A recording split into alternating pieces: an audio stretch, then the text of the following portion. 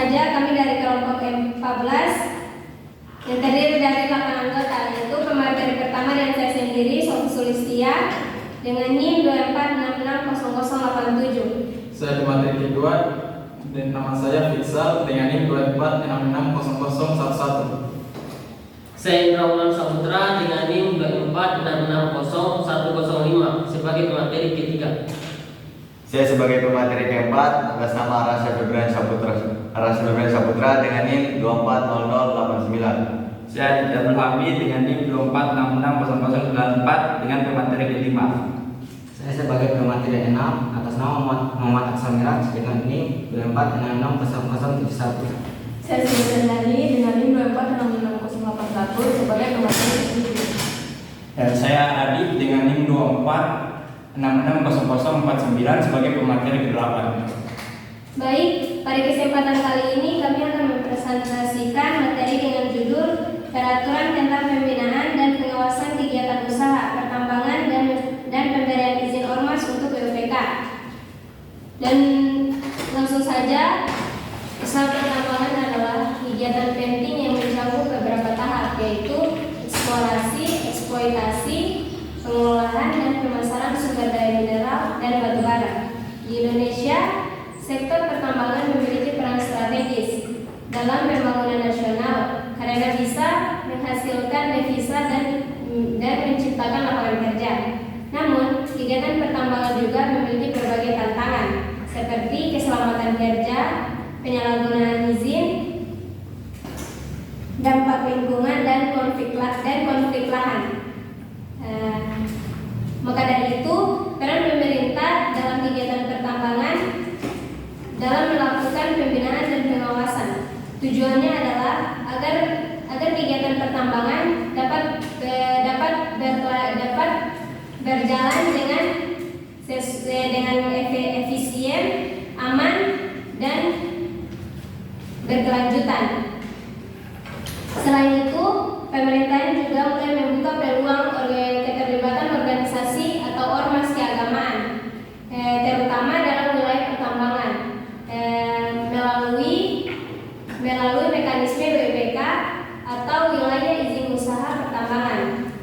Dengan harapannya hasil pertambangan itu lebih merata dan tidak merugikan masyarakat yang lain. Saya lempar kepada pemateri kedua. Baik, terima kasih kepada Sofi Sulistia yang telah memberikan saya kesempatan untuk membawakan materi kedua. Adapun materi kedua yang saya akan jelaskan yaitu dasar hukum pembinaan dan pengawasan kegiatan pertambangan. Sebelum kita menjadi lebih dalam, saya akan jelaskan sedikit apa itu dasar hukum pembinaan dan pengawasan.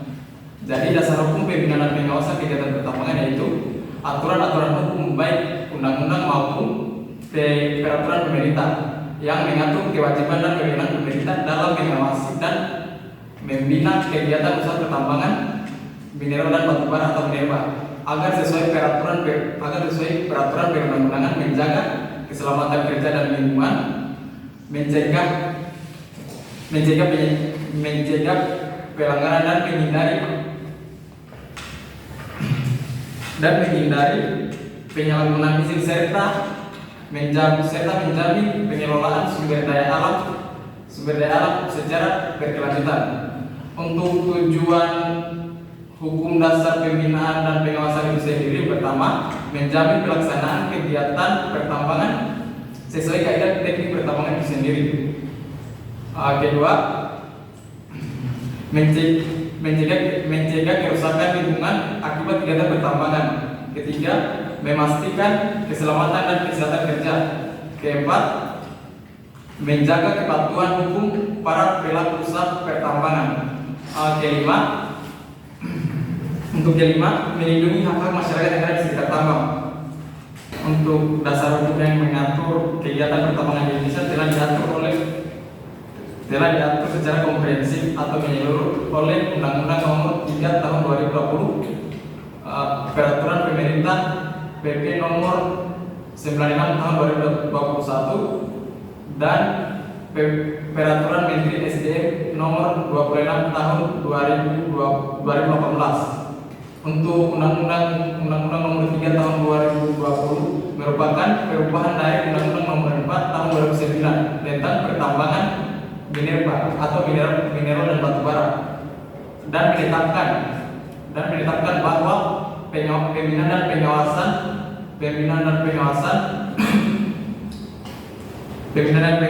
dilakukan oleh pemerintah pusat dengan peran terbatas oleh pemerintah daerah. Untuk pasal-pasal yang mengatur tentang kegiatan pertambangan Indonesia itu sendiri ada pasal 139 sampai dengan pasal 139 sampai pasal 145 membahas tentang pembinaan dan pengawasan kegiatan pertambangan itu sendiri. Untuk pasal 35A, kegiatan pertambangan hanya dapat dilakukan setelah mendapatkan IUP atau izin usaha pertambangan dan IUK atau izin usaha pertambangan khusus dan izin khusus lainnya. Untuk peraturan pemerintah PP nomor 96 tahun 2021 berisi tentang ketentuan pelaksanaan Undang-Undang Minerba atau mineral dan batu bara, mengatur secara teknis proses pemberian izin dan mekanisme atau cara kerja pengawasan serta pembinaan. Untuk poin selanjutnya menjelaskan peran Dirjen Minerba dalam melaksanakan pengawasan teknis dan peran masyarakat dalam administrasi. Untuk di Peraturan Menteri SDM tahun 2000 untuk Peraturan Menteri SDM nomor 26 tahun 2018 tentang pelaksanaan kaidah teknik pertambangan yang baik dan mewajibkan perusahaan pertambangan yang menjalankan kegiatan sesuai dengan standar keselamatan, konservasi dan perlindungan lingkungan. Apa sih perbedaannya konservasi dan perlindungan lingkungan? Jadi konservasi itu dia upaya untuk pelestarian dan perlindungan sumber daya alam agar tetap lestari dan dimanfaatkan dengan berkelanjutan. Untuk perlindungan lingkungan itu sendiri dia upaya untuk mencegah kerusakan dan pencemaran lingkungan yang terjadi akibat ulah manusia. Untuk selanjutnya di lembaga yang berwenang pada proses pemberian izin itu ada dua, lembaga pemerintah pusat dan pemerintah daerah. Untuk pemerintah pusat diwakili oleh Kementerian Energi dan Sumber Daya Mineral atau SDM. SDM melalui Direktorat Jenderal Mineral dan Batu Bara atau Dirjen Minerba. Untuk tugasnya dia mengeluarkan izin usaha pertambangan atau IUP dan melakukan pembinaan teknis dan pengawasan terhadap kegiatan pertambangan serta memberikan sanksi administratif jika ditemukan pelanggaran. Untuk di pemerintah daerah perannya lebih kepada pengawasan administrasi dan verifikasi dokumen serta mengawasi pelaksanaan tanggung jawab sosial perusahaan atau CSR terhadap restribusi daerah dan dampak sosial. Untuk metode pembinaan dan pengawasan itu sendiri untuk pembinaan dia lebih melakukan pelatihan, penyuluhan pemberian petunjuk teknis serta penguatan kapasitas sumber daya mineral tambang. Dan untuk pengawasannya melakukan audit lapangan, inspeksi keselamatan serta peninjauan laporan pekerjaan pertambangan dan pemantauan dampak lingkungan akibat kegiatan pertambangan. Jika suatu perusahaan melanggar sanksi dan penegakan hukum, maka satu pemerintah dapat memberikan teguran tertulis. Kedua, pengenaan denda administratif. Ketiga, pencabutan izin usaha pertambangan atau IUP, dan tindakan hukum pidana jika pelanggaran bersifat serius. Mungkin itu saja materi tentang dasar hukum pembinaan dan pengawasan. Selanjutnya saya serahkan ke materi ketiga. Oke, terima kasih saudara Fiksa telah memberi saya kesempatan untuk membacakan materi saya. Oke, langsung saja di materi saya. Bentuk pembinaan dalam kegiatan usaha pertambangan.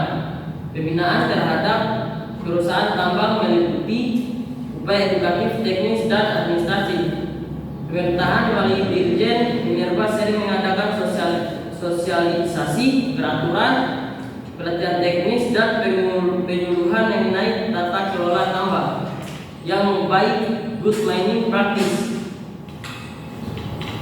Pemerintahan ini juga mencakup bimbingan dalam penyusunan dokumen penting seperti rencana kerja anggaran biaya RKAB, studi kelayakan tambang dan laporan reklamasi perusahaan tambang kecil dan menengah juga didorong untuk menggunakan teknologi yang ramah lingkungan dan efisien.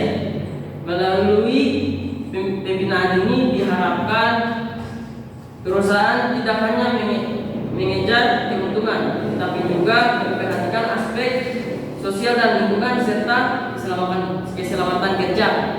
Mungkin itu saja materi dari saya, dan saya lempar ke materi keempat. Terima kasih Saudara Indra telah memberikan saya kesempatan untuk mempresentasikan materi saya tentang mekanisme dan bentuk pengawasan kegiatan tambang. Oke, langsung saja saya akan menjelaskan. Yang pertama itu dibagi menjadi dua. Ada dua, yaitu mekanisme pengawasan dan bentuk pengawasan.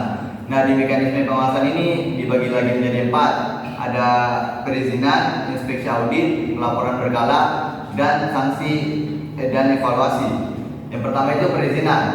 Nah, sejak awal pemerintah sudah mengawasi perusahaan tambang tersebut melalui IUP, yang dimana IUP itu sendiri izin usaha tambang. Jika tanpa IUP, maka perusahaan tambang tersebut dianggap ilegal. Yang kedua, inspeksi dan audit. Pemerintah melalui instansi seperti Kementerian SDM melakukan pemeriksaan rutin dan insiden untuk menilai kepatuhan terhadap aturan teknis, lingkungan, dan keselamatan kerja. Yang ketiga, pelaporan berkala. Perusahaan tambang ini wajib melaporkan secara berkala kepada pemerintah tentang kegiatan produksi, reklamasi, serta dampak pada lingkungan. Dan yang keempat, sanksi dan evaluasi. Nah, jika perusahaan ini ditemukan melakukan pelanggaran, maka akan dikenakan sanksi administratif, pencabutan izin, hingga bisa dipidana. Yang kedua, bentuk pengawasan. Bentuk pengawasan ini juga dibagi menjadi 4 lagi, yaitu pengawasan teknis, pengawasan lingkungan, pengawasan sosial dan ekonomi, dan pengawasan keuangan.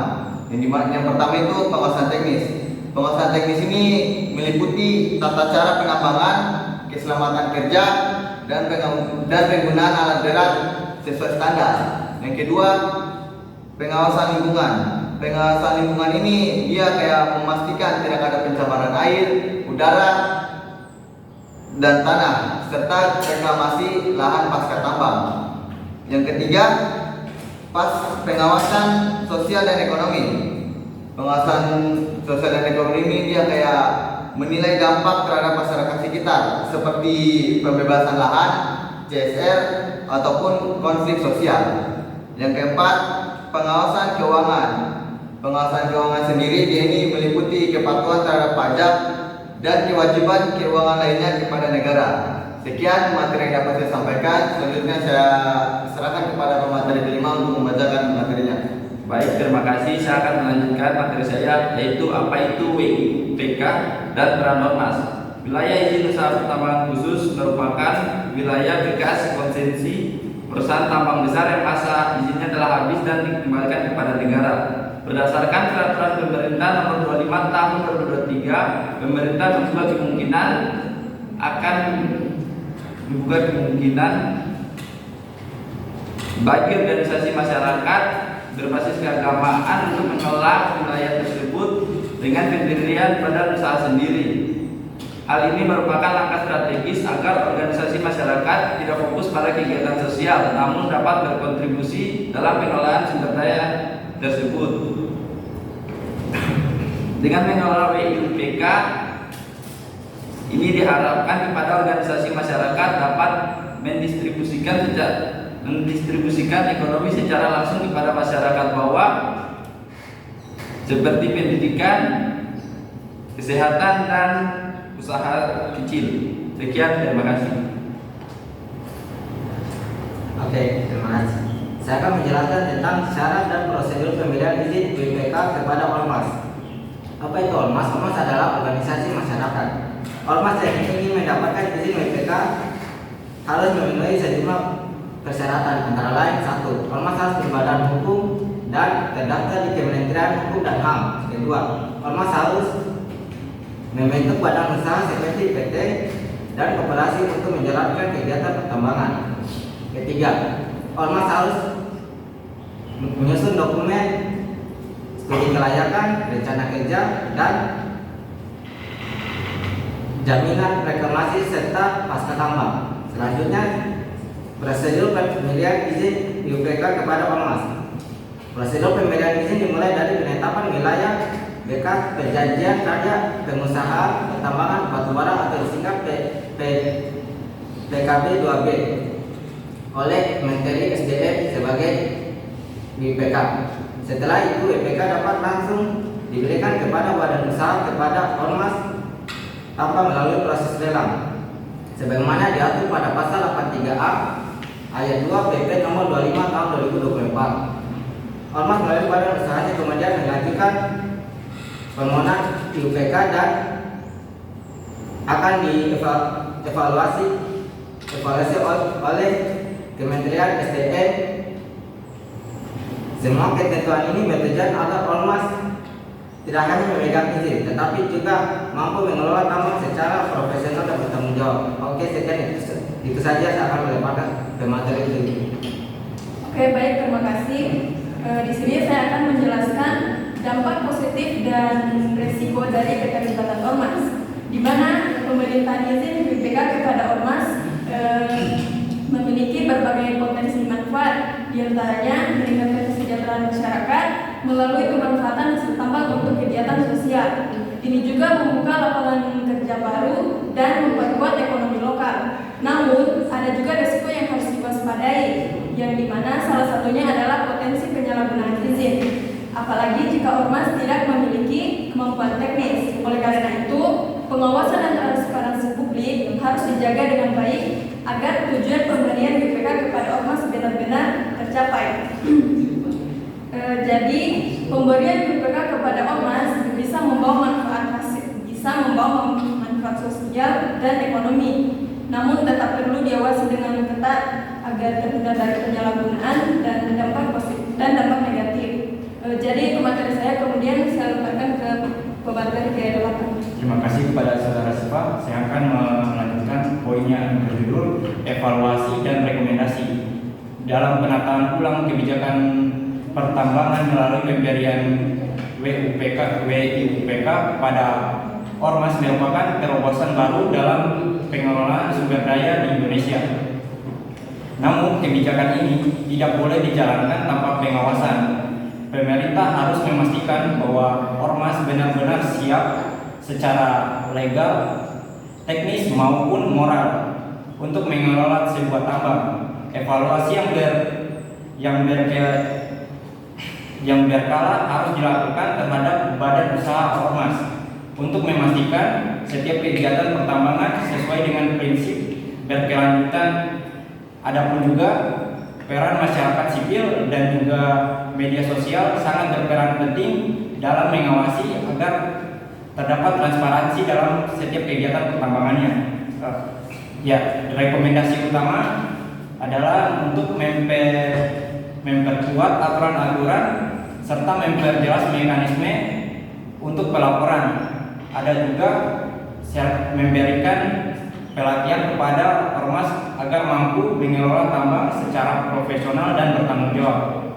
Sekian dari poin yang saya sampaikan, saya kembalikan kepada moderator. Baik, itulah tadi materi yang dapat kami presentasikan. Apabila ada salah kata, mohon dimaafkan. Sekian dari kami.